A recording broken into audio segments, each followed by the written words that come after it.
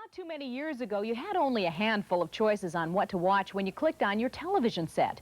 These days, though, there are literally hundreds of possibilities. Today's Inside Story takes a look at the wackiest programs of them all, shows on public access cable. This is the American Underwear Show! Where can you see a man stroll through New York in his briefs, or chin puppets doing shtick, or even adopt a pet? Well, try your local cable TV channel where public access broadcasting has created local stars out of regular people. During the cable boom in the 1970s, public access was created as a type of electronic soapbox for members of the community to express themselves. Today, there are over 2,000 access centers. Most of the programming is serious, but it's on public access where you'll find some of the wackiest shows you'll never find on network television. In Dallas, Reverend Bob parodies TV evangelists. Perhaps Bob hath guided you here to tune in to your TV at this time. And in New York City, 72-year-old Donna Grant has become somewhat of a celebrity with her own talk show. They say you have to be a little crazy to live and love in the Big Apple. I produce it, I star in it, and do what has to be done, pay the bills. In Seattle, Spud on Sports gives host Spud Goodman a chance to ask pro athletes questions beyond just sports. On a scale of 1 to 10, how do you rate as a cook? What do you think? What is the favorite soap opera of the Lakers? It's just a scam. You know, it's a way for me to meet anybody with anybody, okay? And we ask a token sports question. He recently interviewed fellow sportscaster Dick Enberg. So clothes does make the sports reporter. Well, I think it certainly would help you. And it would get me out of cable hell? Well, can I hold off on that one? Okay, all right. Super. Cafe West in Westerly, Rhode Island is a popular talk show where anything goes. They also produce their own soap opera, which pokes fun at Magnum PI. The guy was watching you? Yes. What? That. That? Yes. Please, just the facts. Today, over 15,000 hours a week of public access programming goes out over the airwaves, which is far more than the 4 networks combined. There's even a show on the cable network Comedy Central called Access America that features the funniest of these increasingly popular shows. Some access shows are definitely weird and avant-garde, but some are just plain homespun, like Just Fiddling Around from Spokane, Washington.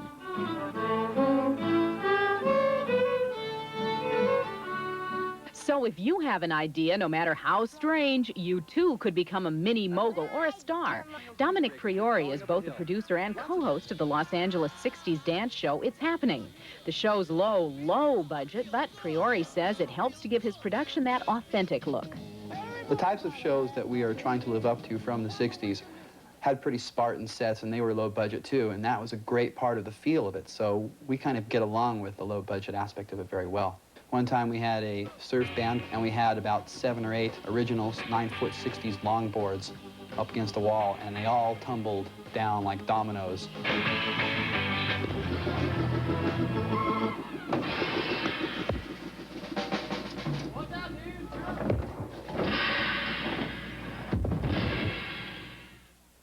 Well, we said anything can happen. Watch out, Oprah, by the way. Grandmother Donna Grant has set her sights on a network talk show, and she is now in the process of putting together a pilot episode. On our Inside Story... Well, you can see how they characterize access. Wacky, weird, crazy, kooks, cable hell. They show a stripper.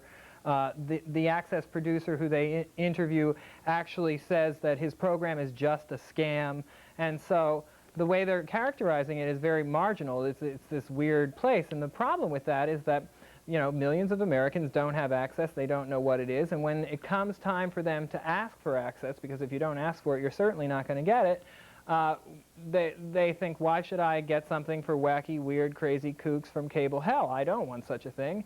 And so it does a disservice. The reason I said, though, that this one done in August was better than the one they did in December is because in passing it makes a few positive points, and I want to, you know, stress them here. The positive points that they make are that they say that most access programs are serious. So did you get that?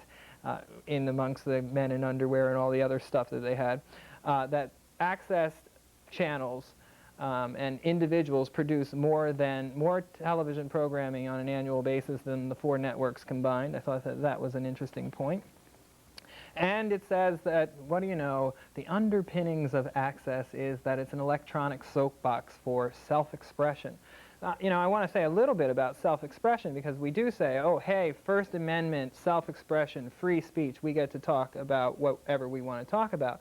You know, what I learned at the National Federation of Local Cable Programmers Convention this past summer, or one of the things that I learned there, was that the First Amendment, the underpinnings of the First Amendment are about a multiplicity of viewpoints. And so it's not just, we tend to think of it as free speech, we get to say what we want to say, but the idea, the theory underneath it is not about individual expression, but that individuals in the community benefit by being exposed to a multiplicity of viewpoints. And so I want to say that one of the things that we're about is about giving you exposure to lots of different viewpoints. It's not just about me getting to say what I want to say. I think, and we believe, that there is something positive from me getting to say and you getting to say what it is you want to say, and that positive is that everyone gets to see different and differing viewpoints.